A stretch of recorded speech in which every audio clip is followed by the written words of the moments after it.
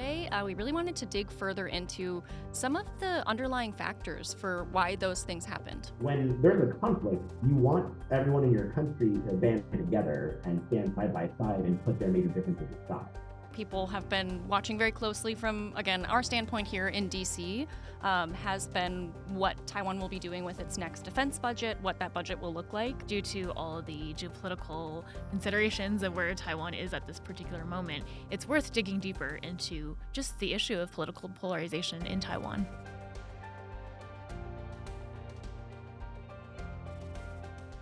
Welcome to Strait Forward, a podcast about Taiwan, the island at the center of technological innovation and the global fight for democracy. I'm Channing Lee. And I'm Libby Lange. Libby, before we dive into our topic, we have to issue a belated congratulations to Taiwan's Little League team because they just won the Little League World Series. Yes, they beat a team from Las Vegas 7-0. This, I think, is Taiwan's 18th title in the Little League World Series, but importantly, it's their first title in 29 years. So big congratulations to the Little League team in Taiwan for that awesome achievement. But of course, on a more serious note, last episode we talked a lot about, some of the major events that have been happening in Taiwan over the summer. So much has happened. A lot of it has major implications for Taiwan going forward, whether you're looking at its military drills or the great recall votes that happened. So today we really wanted to dig further into some of the underlying factors for why those things happened. And I think on the policy level, we examine these macro trends, these exercises happen, therefore this must happen, or, these recall votes happen, therefore Taiwan's future will swing this way, right? And we often forget that it's real people who are voting, who are making these decisions, and that public opinion plays a huge role in all this, of course, because Taiwan's a democracy. The second piece of that, and to complement just how public opinion has changed over time, is this idea of polarization in Taiwan's democracy. Of course, polarization is a challenge that democracies around the world are facing, so definitely not unique to Taiwan, but of course, due to all the geopolitical considerations of where Taiwan is at this particular moment, it's worth digging deeper into just the issue of political polarization in Taiwan. So today we wanted to bring in a guest who is really the perfect person to talk to about this. Today we'll be talking to Lev Nachman. Lev is an assistant professor of political science at NTU. He's also the author of Contested Taiwan, Sovereignty, Social Movements, and Party Formation. Not only that, but he also published an article recently in Foreign Affairs with his co-author Wei-Ting Yen titled Taiwan's Democracy is in Trouble, How Polarization Undermines Security. So looking really specifically at this question of what it means for Taiwan to be so polarized at this specific moment. Yeah, well, let's bring him on.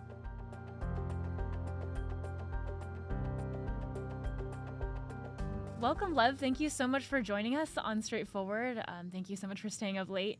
We really, really appreciate your time, and we're so excited to have you on because you're like the most expert amongst experts on Taiwan. So thank you for joining us. I would hardly describe it right, but that's very kind of you to say. Just to help our audience understand the type of work that you do, can you give us a little bit of an introduction? Congratulations, by the way, on the publication of your book. Would love for you to explain the work that you do at NTU. So I work broadly on what we would describe as political participation in Taiwan. So for the last very long time that I've been doing research here, I've been really interested in sort of what drives people to want to participate in different kinds of politics, whether or not that's social movement protesting or voting or getting involved with things like the great recall movement that we've been having in Taiwan. My work has kind of spanned trying to better understand what exactly drives people in Taiwan to feel the way that they do politically, and then how they channel that kind of political energy into actual political action. And in terms of, I guess, what drives people, can I ask, what drove you to kind of get into Taiwan work? What's your Taiwan story?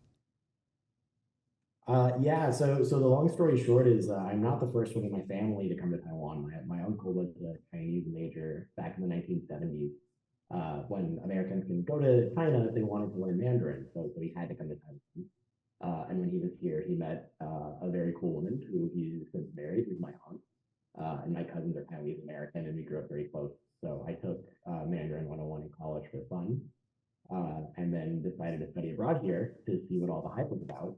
And my very first group of Taiwanese friends were incredibly politically active and took me to my sort of very first political event in Taiwan. And ever since then, I got incredibly focused on cross-based politics, on domestic politics. And many years later, I'm still here kind of chasing the same topic. Wow. No, very cool. And I guess a great endorsement both for studying abroad and doing a second language. I mean, that it has, brought you to where you are today. Yeah, but I guess 1,000%. Universities should fund these programs. Oh, Yes. indeed, yes. As a beneficiary of Taiwan's education scholarship, I can attest. Yeah. But I guess in terms of, jumping into public opinion and what you do, I think, for our listeners who are a little more, familiar with Taiwan issues, maybe the thing they'll be most familiar with is this polling that comes every year out of National Taiwan University looking at how Taiwanese people identify, whether that is as primarily Taiwanese, as primarily Chinese, or as some mixture of both. Those numbers, of course, have changed quite a bit, especially over the last decade, with the Taiwanese identity rising quite a bit. But numbers, as you can probably attest to, only really tell part of the story. So could you talk a little bit about what drives those responses and if maybe we're missing anything just from those numbers? Yeah, so the two polls that are referenced all the time, as you highlighted, are the identity survey, which shows us that the vast majority of people in Taiwan identify as either Taiwanese or Taiwanese and Chinese, and that very few people in Taiwan identify as exclusively Chinese anymore. And the second survey you're talking about is the question about Taiwan's future, which is, do you support independence, unification, or the status quo? And we know overwhelmingly that the majority of Taiwanese people support the status quo or some version of the status quo. And so what's interesting about these is a couple of things. So first, what we see is largely a rejection of a desire to identify with the People's Republic of China. We see this both through the decline in identifying exclusively as Chinese, and we also see this in the overwhelming decline in any support for unification from Taiwan. While many people will argue what exactly people mean by the status quo, I think like the most non-argumentative part of the surveys is that no one wants unification with the PRC. And that's really kind of what I think matters most with these numbers. The other important thing to keep in mind is just because someone identifies as exclusively Taiwanese doesn't mean that they are inherently pro-independent. When you look at the numbers, we see that the majority of people identify as Taiwanese, but also the majority of people want the status quo. What that tells us is that people in Taiwan, how they identify in terms of either a civic or national identity doesn't inherently mean that what they want is a change in Taiwan's current status. This is largely because what's been happening in Taiwan has been a political change domestically where people are growing up in what has been essentially a de facto country, although we don't refer to it as a country, while at the same time, Taiwan's international status has not changed. It is still a contested state. It still does not have formal recognition, and that has really sort of driven how domestically politics function. And so even though we see at a domestic level the majority of people identifying as Taiwanese, people still acknowledge that what keeps Taiwan safe pragmatically is to maintain the status quo, however they might envision that to be. Yeah, no, absolutely. I think that makes a lot of sense. And, we regularly look at the numbers as well, and it sometimes seems like the change is actually so small, right? It's like in 0.1 increments. But I definitely think, the trends that you described, I think it speaks a lot to just all that's going on geopolitically and around the world. You've conducted a lot of research on Taiwan's willingness to fight, especially from the public standpoint, right? Policymakers can talk all they want about what they want the future of, whether it's cross-strait relations or U.S.-Taiwan relations or U.S.-China relations to be. But ultimately, a big conversation that we have here is, okay, but what about the people? Can you share any findings so far from your research on this willingness to fight issue? Yeah, so I myself have not polled willingness to fight, but there's some really brilliant people in Taiwan, scholars like Ronan Fu at Academia Sinica who do some really incredible work on this topic. What I can say is that it is both a really important question and then from a social science perspective, a really difficult question to ask, because when you ask someone if they're willing to participate in a war, what you're asking them to do is to imagine a world they have not existed in, especially a very violent one. And so what we often see, especially from government-affiliated think tanks like INDSR in Taiwan, is sort of these really big numbers, like 70+% of Taiwanese who say they would stand up and fight. And don't get me wrong, I hope that number is correct. It would be great if that number was correct. But what that number sort of suffers from is what we would call a hypothetical, where you're essentially asking people to imagine what they would do in an imagined scenario. And so that doesn't mean we shouldn't ask these questions and that we shouldn't try to understand that number, but it's very difficult to know what the exact number of people that are willing to fight would actually be. And that's what a lot of policymakers want, is they want the exact number. Yeah. Instead, what a lot of academics do instead is to sort of look at under what conditions do we see an increase in or decrease in these numbers. So, for example, the scholar I just mentioned is very interested, Ronan Fu, is very interested in sort of trying to imagine scenarios using experiment work to see if these conditions exist, would you be more or less willing to fight? And then by comparing different scenarios or different conditions, we can see which issues matter. And so what we know from a lot of this kind of data is to show, if there's so many casualties, are people more or less willing to fight? If America is involved, are people more or less willing to fight? And these this kind of analysis, I think, is much more fruitful and much more helpful both for the academic and policy community, because it tells us less about trying to find like a capital T truth number of who's willing to stand up and fight, and more about what are the specific things or variables that matter the most in sort of this equation. Yeah, and could you maybe tell us what some of those variables are that do have like a really obvious effect on people's answers? America is the number one thing. It's just like the number one known thing is that whether or not America is involved changes people's responses drastically. If America is coming and people know America is coming, people are more likely to be involved. If people don't think America is coming, people are less likely to be involved. We also know things like if there's high numbers of casualties, people are less likely to be involved. And then there's also things like collective action problems, where if people think other people are involved, and they will also get involved. But if people think people are going to free ride, and they're not going to get involved themselves, which, that's kind of a little intuitive, but it's also worth kind of just keeping in mind.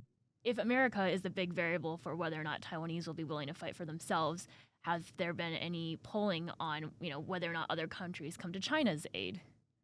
Oh, interesting. Not to my knowledge, but that's a good question. Usually the other kind of China factors that we see is sort of like what China's actions, so sort of, quarantine versus soft blockade versus hard blockade, these kind of scenarios. But whether or not, say, like Russia or North Korea go to China's aid is not something I'm familiar with. So that would be a very interesting question to actually investigate more. I'm also curious. I mean, in July, there were the Hangguang exercises, and we've talked a little bit about that on our last episode. Has public opinion changed at all, or responded to those exercises on this question of willingness to fight? No, or at the very least, I don't. So that would be a data-driven question that I don't think I can speak to exactly, but I would hypothesize that no. And that's only because the number one political issue in Taiwan has been the Great Recall movement. Yeah. Nothing else has popped up on people's radars. These big military drills are just sort of background noise, or at least they have been this. Not sure if that's a good sign or a bad sign. Interesting, but actually leads me perfectly into, I guess, my next question, because of course we did want to ask you about the recalls. You are there on the ground, so you have kind of seen it start to finish. I imagine that was, a really interesting experience. There's just been so much happening, a lot of activity. As we mentioned last episode, dozens of KMT legislators were up for recall. None ended up actually being successfully recalled. So maybe could you just really quickly unpack what you think that voting result means, what people really were getting out to vote for?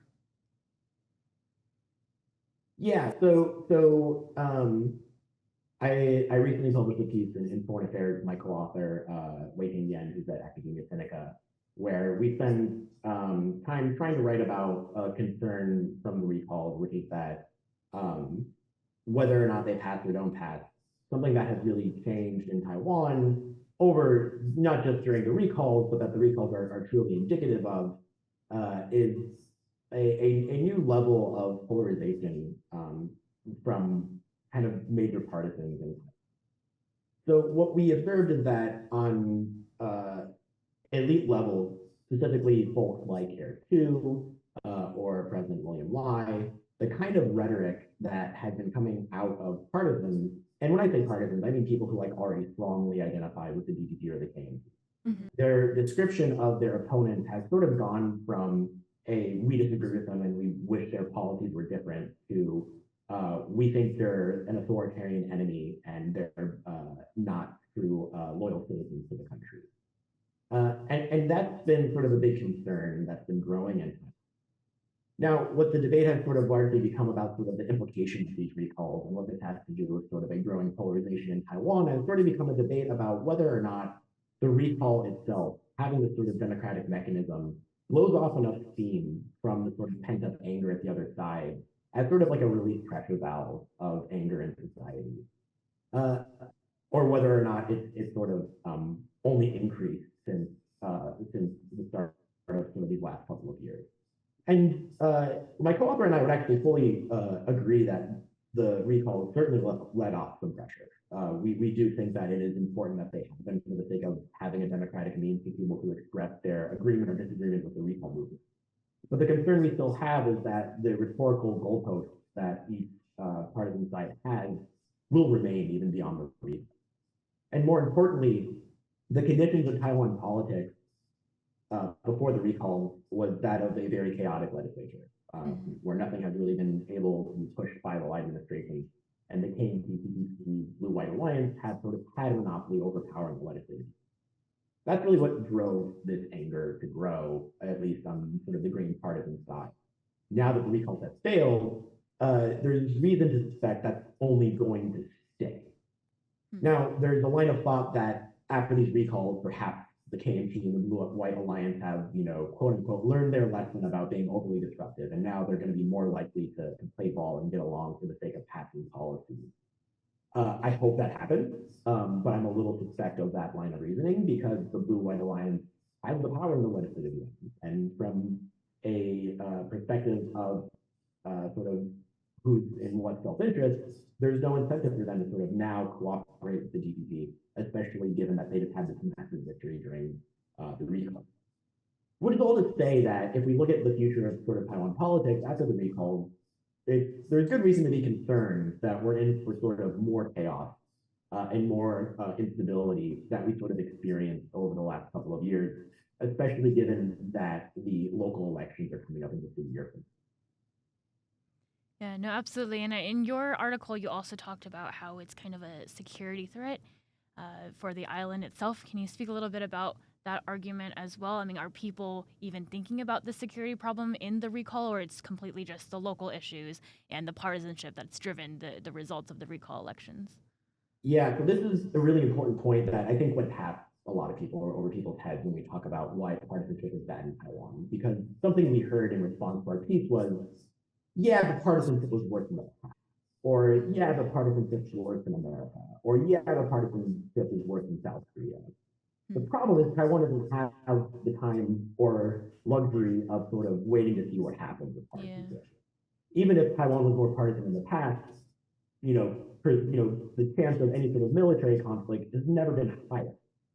So it's not just that Taiwan is partisan, it's that Taiwan is partisan at an incredibly inconvenient time. It's not great that as time goes on, half of the country sees the other half as being treacherous authoritarians. And that's gone both ways. Like that's sort of where a lot of the extreme rhetoric has gone. The silver lining that we write about in our article is that the majority, or excuse me, not the majority, there's still a very meaningful number, about 40% of Taiwanese voters who actually don't identify in partisan ways, who are not extreme green or blue, who sort of occupy this middle independent voter status. I don't mean independent in the sense of being pro-independence, I mean independent as in they don't identify with a political party. But when it comes to issues of national security, when there's a conflict, you want everyone in your country to band together and stand side by side and put their major differences aside. The concern with partisanship here is that if these partisan divides go to the extreme of not even seeing your fellow countrymen as being of your same country, that's very concerning for these issues of willingness to fight and taking action during a military conflict.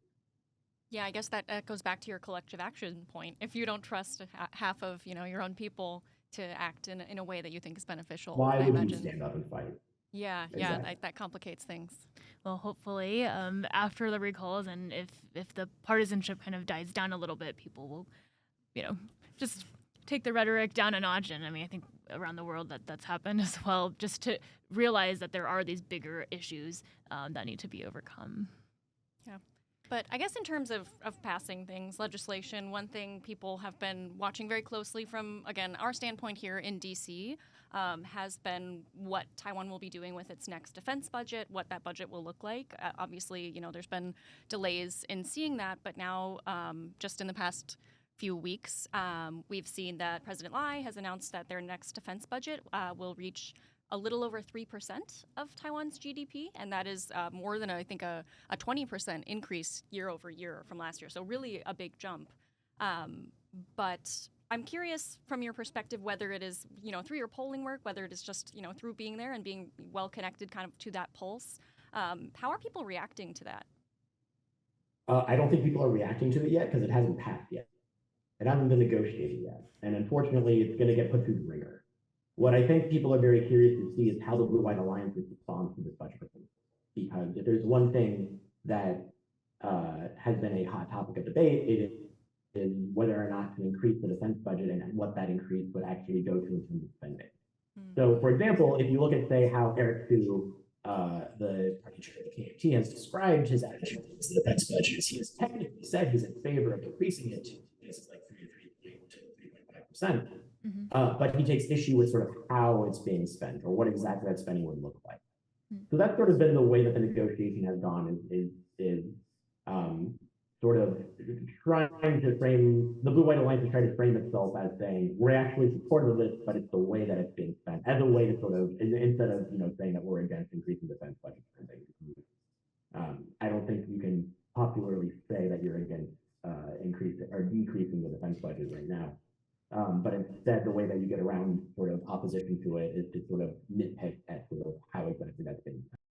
I expect to see is that there's going to be a lot of negotiation when it comes time for budget debate about whether or not that actually gets passed and how they're going to try to negotiate with that.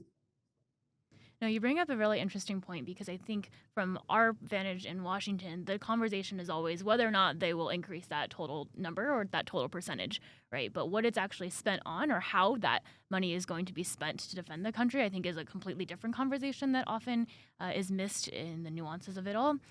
When we had Howard Shen from the KMT on previously, he also explained that, the KMT, from his point of view, the KMT does want to increase spending increased defenses because they recognize that that's important. However, they were frustrated by the specific line items that I guess the opposing side wanted to spend it on. I was wondering if you can give us more detail. Is there an example of something specific that the KMT is opposed to spending money on that they otherwise might support?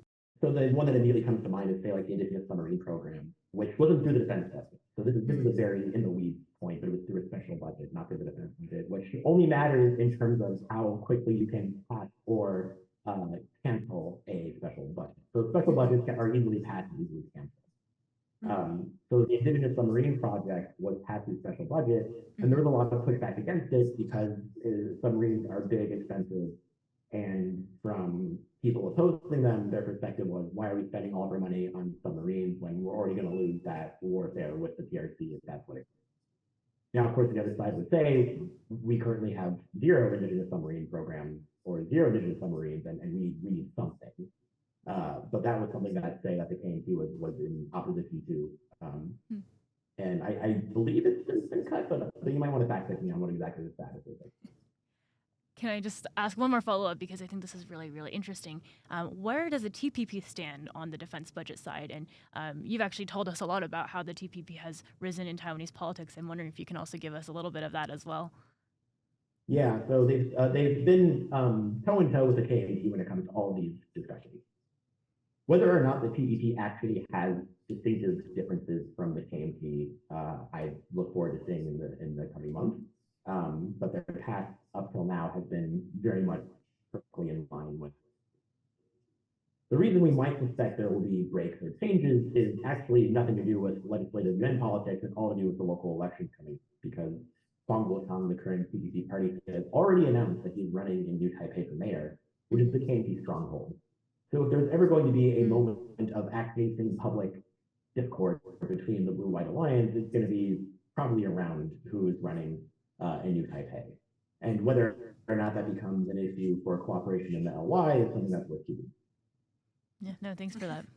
Interesting. Yeah, I guess in terms of the coming months, the coming years, I would love maybe if we could just talk a little bit about what you're thinking about next, whether it's, what you're wanting to poll people on, what you want to hear about from Taiwanese people, and sort of where you see things going. Yeah, so something that's a bit of a teaser is my co-authors, Wei Ting and Hannah Jun Kim, who we did a couple of pieces for Brookings on public opinion attitudes in Taiwan, is we're going to have a piece coming out soon that looks at how independent voters in Taiwan feel about the Bluebird movement, the legislative changes that the TPP and KMT proposed, and how those have changed over time. The reason this is interesting and worth paying attention to is like I said, we know a lot about partisans and how they've kind of like been driving themselves into a more partisan corner. What we don't have a very good understanding on is sort of that 40% of that independence. So if you're a DDP supporter, we actually have a pretty good idea of what your politics are and how you feel about the future. And if you're a KMT supporter, same. We kind of vaguely know about how you would act politically. That 40% is independent, though. Very difficult to know exactly how they feel. So if we look back a year ago at the Bluebird movement and the legislative reform, both the KMT and the DPP claim to sort of be representing the silent majority of people who are not, vocal, this kind of independent voter majority. And what we did was we actually did surveys of random sample of survey of Taiwan, where we were able to get a sample of everyone, including DPP, KMT, TPP, and independent. And it's worth noting that when I talk about independent voters here, I'm not talking about TPP voters. TPP voters are now TPP voters. They're no longer sort of this ambiguous blob. They're a strict party ideas. So what we find is that, like I said, if you're green leaning, you probably really liked the Bluebird protests, and you probably did not like the legislative reform. And if you're blue leaning, you probably didn't like the protests, and you did like the legislative reform. Independent voters did not like the protests and liked the legislative reform. So they were more likely to be aligned with the KMT than the DPP. Now, this doesn't mean that independent voters are going to side with the KMT or blue-leaning politics on all issues, but they did with this particular set of issues. And what we interpret that to mean is that the KMT's framing of what they've been doing in the legislative UN has been more successful with swaying independent voters. Specifically, their frame of saying that what they're trying to do is to create a more robust set of checks and balances to limit presidential power and increase legislative UN power. Now, I'm not here to offer a normative opinion about whether that's true or not true. I'm just going to be able to say that when it comes to whether or not that convinced independent voters, it convinced independent. And the takeaway for that is that the DPP should be keenly aware that their frame was not convincing outside of its partisans. If you're a DPP supporter and you're green leaning, then yes, you totally agree with what the DPP said. But the concern is not that group. The concern is the group that doesn't normally side with either party. And based off of what we've seen in this last year, especially when you look at, say, how the recalls resulted, even though we saw a lot of loud momentum from green partisans, independents maybe were not as enthusiastic about the recalls. And what we see from our our public opinion data from the Bluebird protests, actually, one way we interpret the results of the recalls is also to say that independents are maybe more likely to be sympathetic with the KMT than the DPP at this time. In a way, the fact that there are so many independent voters is actually probably a good thing, right? Because it means that there's a lot more room for different pragmatic solutions to come out of all this, not to borrow a word from the TPP, but in a way, I guess it's good to hear that people are still open-minded about what the future of Taiwan can look like. It's super important. We often think of Taiwan as a binary, as you are either blue or green. And the problem with that is that we forget that there's a ton of variation in Taiwan politics. There is not just two attitudes, there's a whole lot of attitudes. And even though blue and green represent a very big, meaningful part of the electorate, if we only focus on those two, we forget this other part. So when people ask what do people in Taiwan think or feel, I have to say it depends which version of Taiwan you're talking about. Because at any given time, there's three Taiwans: green Taiwan, blue Taiwan, and independent voters, and they are not the same. Do you see this movement, right, that the TPP has started to gain more traction? I mean, let's say even with next year's local elections, like how much, how many votes do you think they'll be able to get with this change in the tide? Yeah, so I don't want to speak to the TPP yet because again, independent is not equal supporting the TPP. Yes. But, but what I would say is that the TPP definitely needs some big victories in the local elections because they drummed up all this enthusiasm and support, and now they have to translate that into actual electoral success. So they have one mayor in Hsinchu, currently maybe going to be formally arrested for corruption. They need someone else, and they need city councilors. So what I'm very curious to see is how exactly they're able to translate this political momentum into actual electoral viability. No, thank you so much for breaking that down. I think, again, that's why we were so excited to have you on, because I think you just explained things so clearly. So thank you for that. Oh, very, very kind of you. Book. Yeah, and of course, we mentioned at the top that you are the author of the, I guess, upcoming, although we are recording in August, this will come out in September, so maybe it will be, more widely available by then, but you are the author of Contested Taiwan, Sovereignty, Social Movements, and Party Formation. Would love if you could just preview for our audience, what this is going to be about.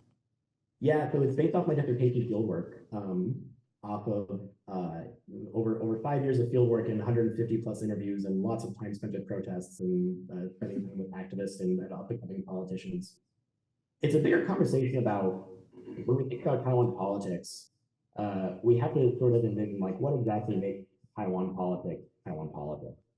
And when we think about questions of Taiwan being contested, we usually think of that as sort of an international relations issue, where because Taiwan is not in the UN and it doesn't have fully diplomatic allies, that's what makes Taiwan contested. And that's true. But what's missing from that is how that trickles down to domestic politics. And what I argue is that what makes Taiwan, and not just Taiwan, but contested states in general, places like Taiwan, Ukraine, Palestine, Nagorno-Karabakh, all these places that are the most important flashpoints in the world, is that they are all claimed by a neighboring country, and that claim defines their domestic politics. So these places don't define their domestic politics on a left-right spectrum like we do in the United States, but instead by who are we, where are we, and what are we going to do about our future. And when it comes to our very heady academic political science world, I argue that really challenges a lot of our assumptions about how we think about very basic questions of political science. Things like, why do social movements mobilize, or why do political parties form? And the way I study this question is by looking at the 2014 Sunflower Movement and the subsequent political parties, these movement parties that formed out of the movement. And I argue that because Taiwan is contested, a lot of our assumptions about movement party formation are either insufficient or require better theoretical explanations. And so it's a story about not just how these social movements translated into political parties, but also how Taiwan's contested status really sort of adds to our worldly knowledge about this phenomenon of movement mobilization. Well, thank you for that. I'm really excited to read all the work that you have put in the last few years. So thanks for sharing that. We like to end all of our podcast recordings or episodes with a question about what our guests would recommend. Right? The point of this podcast, in addition to just talking about Taiwan and having a good time, is to help people understand more what Taiwan is beyond just the headlines that we read every day.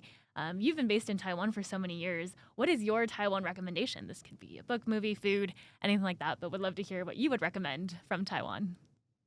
So my two, so first of all, there's never been more top Taiwan books available. So not to be overly self-promoting, but my first book was a top Taiwan book for people new to Taiwan. But I actually want to promote someone else's new Taiwan book. Evan Dolly, who's a brilliant historian, has a new book coming out called Honest Social History, which is very much a people-centered history of Taiwan. And it's not an academic book. It's meant for people who are just interested in learning more about Taiwan. It's coming out this year or early next year, and it's absolutely wonderful. It actually goes into sort of the social histories behind how people in Taiwan lived during the Japanese colonial era, and indigenous histories and democratization. that go beyond sort of just talking about elite level politics and sort of the petty, sort of high level.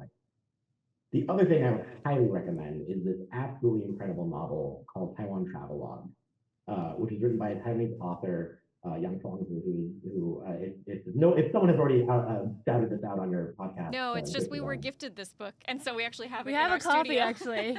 Oh, we did not rehearse this, but boy, did that end super well.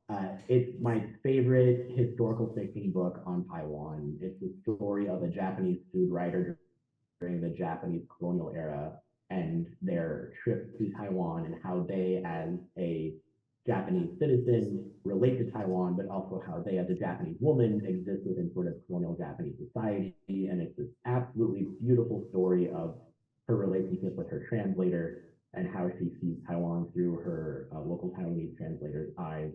And it's in classic Taiwanese fashion, it's told through food. Food is a central part of the story, which is wonderful. Don't read it while you're hungry. But it's become my new, I use it in my class now, along with a couple other great novels like Green Island. I highly recommend Taiwan Travelogue for any Taiwan enthusiast.